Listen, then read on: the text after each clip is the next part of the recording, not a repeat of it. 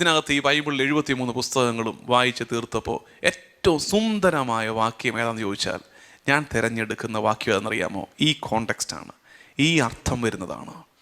ഒരു പക്ഷേ നമ്മുടെയൊക്കെ ജീവിതത്തിൽ കുറേ പേരെങ്കിലും പഠിച്ചു വെച്ചിട്ടുള്ള, ഇതുവരെ ഈ വാക്യം അധികം ശ്രദ്ധിച്ചിട്ടില്ലാത്ത ആരെങ്കിലും ഉണ്ടെങ്കിൽ, ഇനി ശ്രദ്ധിച്ചവരുണ്ടെങ്കിൽ ചെയ്യേണ്ട ഒരു കാര്യം, നിങ്ങൾക്കൊരു പ്രൈവറ്റ് സ്പേസ് ഉണ്ടെങ്കിൽ, നിങ്ങൾക്കൊരു മുറി ഒക്കെ ഉണ്ടെങ്കിൽ അവിടെ എവിടെങ്കിലും ഈ വാക്യം ഒന്ന് എഴുതി വെച്ചിട്ട്, ആ വാക്യം ഇങ്ങനെ എഴുതി എവിടെങ്കിലുമൊക്കെ ഒട്ടിച്ചു വെച്ചാലുള്ള ഗുണം എന്നറിയാമോ? ഇത് ഇടയ്ക്കിടയ്ക്ക് നമ്മൾ കാണും.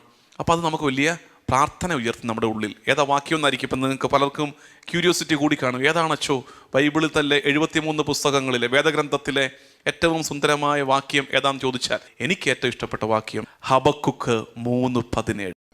അത്തിവൃക്ഷം പൂക്കുന്നില്ലെങ്കിലും, മുന്തിരിയിൽ ഫലങ്ങളില്ലെങ്കിലും, ഒലിവ് മരത്തിൽ കായ്കളില്ലാതായാലും, വയലുകളിൽ ധാന്യം വിളയുന്നില്ലെങ്കിലും, ആട്ടിൻകൂട്ടം ആലയിൽ അറ്റുപോയാലും, കന്നുകാലികൾ തൊഴുത്തിൽ ഇല്ലാതായാലും, ഞാൻ കർത്താവിൽ ആനന്ദിക്കും.